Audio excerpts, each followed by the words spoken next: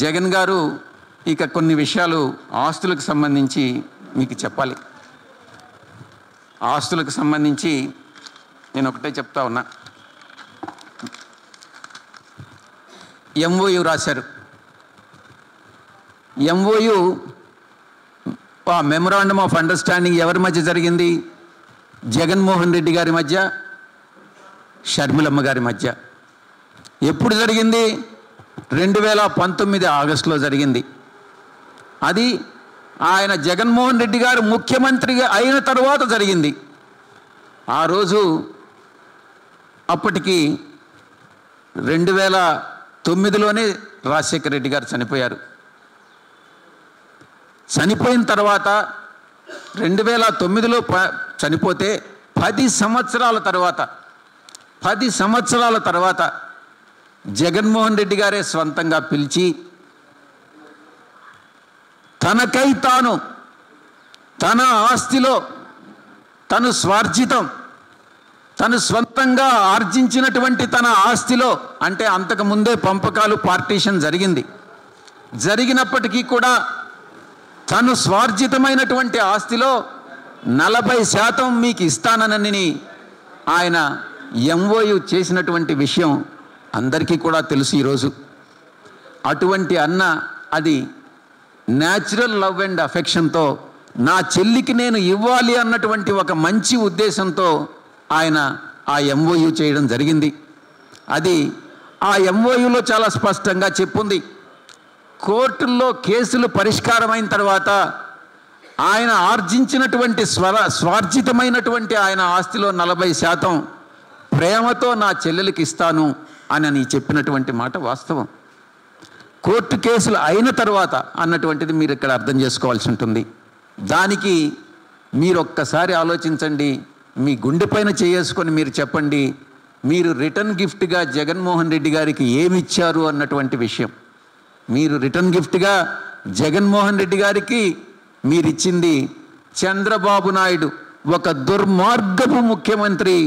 ఎవరైతే రాజశేఖర రెడ్డి మరణానికి కారకుడో అటువంటి వ్యక్తితో మీరు లాలూచీ పట్టడం, మీరు కుట్ర చేయడం, మీ అన్నకు వ్యతిరేకంగా అతనితో లాలూచీ పడి మీ అన్నని ఇబ్బంది పెట్టేటటువంటి కార్యక్రమంలో భాగంగా మీరు చేయడం ఆయనకి ఇచ్చినటువంటి మీరు రిటర్న్ గిఫ్ట్.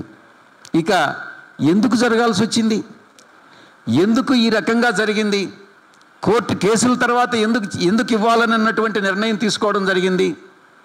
దానికి 2 రిటైర్డ్ సుప్రీంకోర్టు జడ్జెస్ ఒక లీగల్ ఒపీనియన్ ఇచ్చారు. ఆ లీగల్ ఒపీనియన్లో చాలా స్పష్టంగా ఈ యొక్క సరస్వతి దీనికి సంబంధించినటువంటి ఆస్తుల విషయంలో ఇవి ట్రాన్స్ఫర్ కానీ జరిగితే అది కోర్టు వయలేషన్ అవుతుంది, ఈడీ ఇచ్చినటువంటి ఆర్డర్కి వ్యతిరేకంగా చేసినట్టు అవుతుంది. ఈ యొక్క ఆస్తుల పంపకాలన్నీ కూడా కోర్టు కేసులు పూర్తయిన తర్వాతనే మనం చేయాల్సి వస్తుంది అన్నటువంటి అభిప్రాయాన్ని లీగల్ ఒపీనియన్ వ్యక్తం చేసినటువంటి నేపథ్యంలో అటువంటి ఎంఓయూలో ఆ క్లాజ్ పొందుపరచడం జరిగింది. కానీ మీరేం చేశారు? షేర్ సర్టిఫికేట్స్ లేకుండా మీ అన్న శ్రీ జగన్మోహన్ రెడ్డి గారి సంతకాలు లేకుండా షేర్ సర్టిఫికేట్స్ మిస్ అయ్యాయి అన్నటువంటి ఒక పథకం ప్రకారం ఒక నెపంతో ఎవ్వరికీ తెలియకుండా ఆ షేర్స్ అన్నిటినీ కూడా గిఫ్ట్ డీడ్స్ కూడా లేకుండా ఆ యొక్క ట్రాన్స్ఫర్ డీడ్స్ అనేటటువంటివి షేర్ ట్రాన్స్ఫర్ డీడ్స్ లేకుండా సంతకాలతో దొంగ సంతకాలతో మీరు ట్రాన్స్ఫర్ చేసుకున్నారు. దాని యొక్క రిజల్ట్ ఏందనేది మీరు ఒక్కసారి ఆలోచించారా? లీగల్ ఒపీనియన్లో చాలా స్పష్టంగా చెప్పారు. ఇదే కానీ జరిగితే జగన్మోహన్ రెడ్డి గారు బెయిల్ క్యాన్సిల్ అయ్యేటటువంటి అవకాశం ఉంది, ఇది చేయొద్దు అన్నటువంటి విషయాన్ని చాలా స్పష్టంగా లీగల్ ఒపీనియన్లో చెప్పారు. అంటే ఇది మీరు చంద్రబాబు నాయుడు ఈ ట్రాన్స్ఫర్ విషయంలో కలిసి చేసినటువంటి కుట్ర కాదా అని నేను ప్రశ్నిస్తా ఉన్నా. చంద్రబాబు నాయుడు ఇంట్రెస్ట్ ఏంటి? ఎలాగైనా జగన్మోహన్ రెడ్డి గారు బెయిల్ క్యాన్సిల్ కావాలి, ఆయన్ని ఇబ్బందులు పెట్టాలి, ఆయన ఎటువంటి పరిస్థితుల్లో ముఖ్యమంత్రిని తిరిగి కానివ్వకూడదు అన్నటువంటిది చంద్రబాబు నాయుడు అజెండా. ఆయన అజెండాతో ఆయనతో మీరు కుట్ర పన్నారా అన్నటువంటి విషయాన్ని నేను చాలా స్పష్టంగా తెలియజేసుకున్నా. ఇదే మీ ఉద్దేశం అన్నటువంటి విషయాన్ని కూడా జగన్ని జైలుకు పంపించాలన్నటువంటి ఉద్దేశంతోనే మీరు చంద్రబాబు నాయుడు లాలూచి పడ్డారన్నటువంటి విషయం ఈరోజు ప్రజలు అర్థం చేసుకుంటా ఉన్నారు. ఇక కంపెనీల విషయంకి వస్తే, పార్టీషన్ విషయంకి వస్తే నేను ఒక్కటే చెప్తా ఉన్నా. రాజశేఖర రెడ్డి గారు బ్రతికుండగానే అంతకు ముందే 2 పార్టీషన్స్ జరిగినాయి. మొట్టమొదటిది, నేను గత 35 సంవత్సరాలుగా రాజారెడ్డి గారి దగ్గర నుంచి ఉన్నాను కాబట్టి అన్నీ తెలిసినటువంటి వ్యక్తిగా నేను చెప్తా ఉన్నా. రాజారెడ్డి గారి కుమారుల మధ్య జార్జి రెడ్డి గారు కానీ, రాజశేఖర రెడ్డి గారు కానీ, రవీంద్రనాథ్ రెడ్డి గారు కానీ, సుధీకర్ రెడ్డి గారు కానీ, వివేకానంద రెడ్డి గారు కానీ వాళ్ళ మధ్యనటువంటి ఆస్తులు పార్టీషన్ జరిగినాయి. ఆ తరువాత రాజశేఖర రెడ్డి గారికి వచ్చినటువంటి ఆస్తుల్లో మళ్ళీ ఆయన బ్రతికుండగానే ఆస్తులన్నింటినీ కూడా తన కొడుకు కూతుళ్ళ మధ్యన ఆయన పంపకం చేయడం జరిగింది.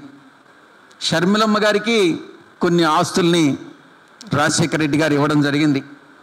దాంట్లో విజయలక్ష్మి మినరల్స్ కానీ, కోడూరు మిల్స్ ప్రాపర్టీ కానీ, కోడూరు ఆఫీస్ ప్రాపర్టీ కానీ, వెరైటీస్ మినరల్ స్టాక్స్ కానీ, ఆ తర్వాత సరస్వతి పవర్ 22.5 మెగావాట్స్ కానీ, ఎస్ఆర్ఎస్ హైడ్రో 10 మెగావాట్ల ప్రాజెక్టు కానీ, ఇడుపలపాయి ల్యాండ్స్ 51 ఎకరాలు కానీ, సెట్టిగుంట ల్యాండ్స్ 79 ఎకరాలు కానీ, పులివెందల్ ల్యాండ్స్ 7.6 ఎకరాలు కానీ, రోడ్ నెంబర్ 2 బంజారా హిల్స్లో 200 వెనక పట్టున్నటువంటి 280 గజాల ఇల్లు కానీ, రాజ్ యువరాజ్ థియేటర్స్ విజయవాడలో ఉన్నటువంటివి షర్మిలమ్మకి అప్పగించడం జరిగింది.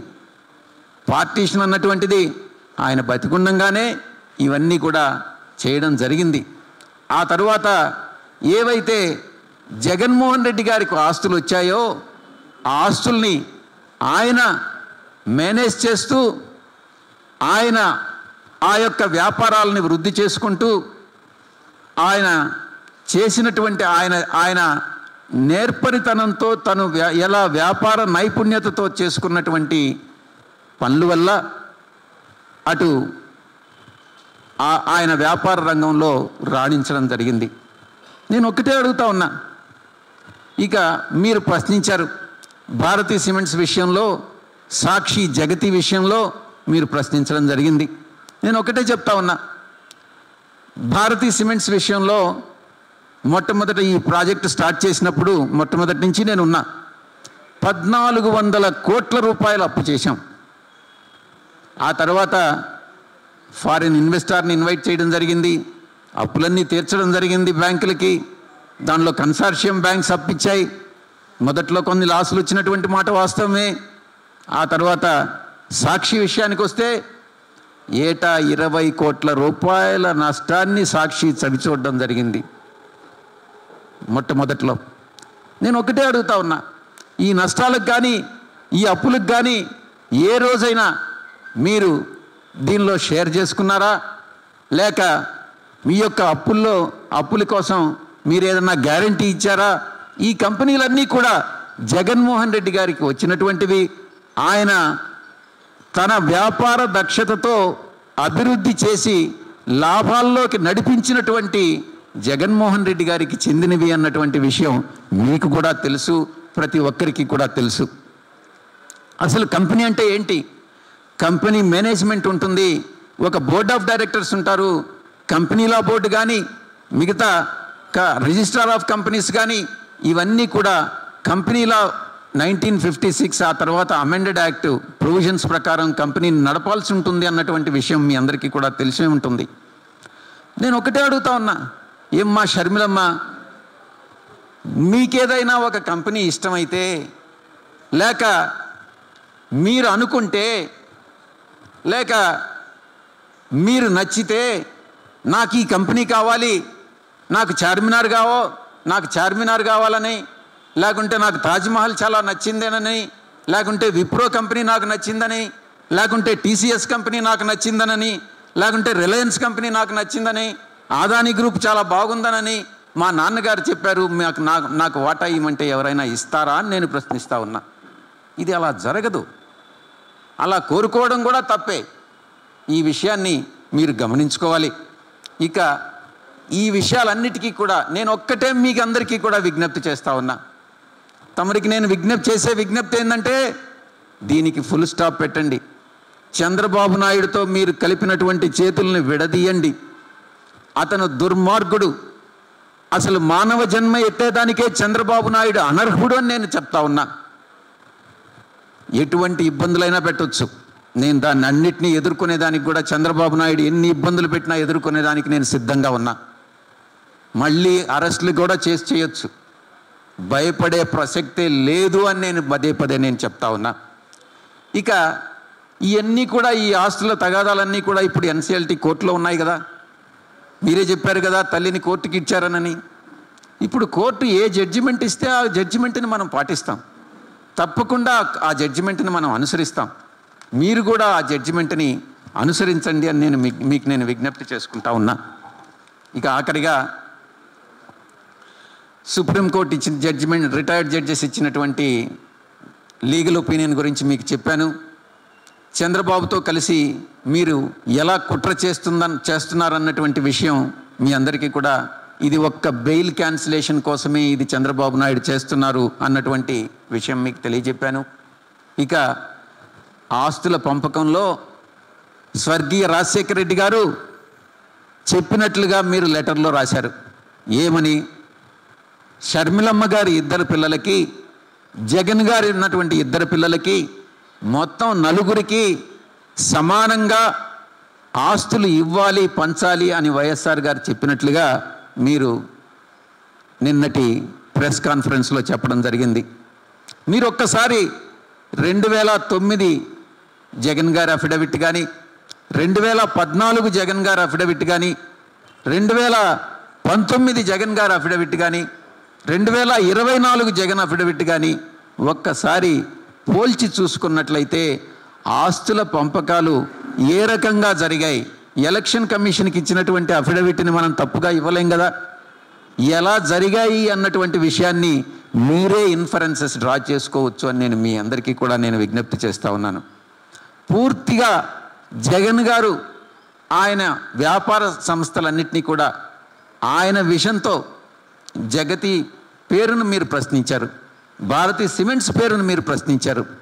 ఇప్పుడు నేను ఒక కంపెనీ కానీ స్టార్ట్ చేస్తే నా పేరో నా కుటుంబ సభ్యుల పేరో పెట్టుకోవడంలో ఎవరికీ అభ్యంతరం ఉండదు. మీరు కూడా అభ్యంతరం పెట్టాల్సినటువంటి అవసరం లేదు. అదేవిధంగా భారతీ సిమెంట్స్ కానీ, జగతి కానీ, అంటే జగన్ భారతి ఇద్దరు కలిపి జగతి అన్నటువంటి వర్డ్ని నేనే అప్పుడు ఖాయం చేసింది. ఎందుకనంటే అది వారి సంస్థలు కాబట్టి. భారతీ సిమెంట్స్ కూడా నేనే అప్పుడు ఖాయం చేయడం జరిగింది.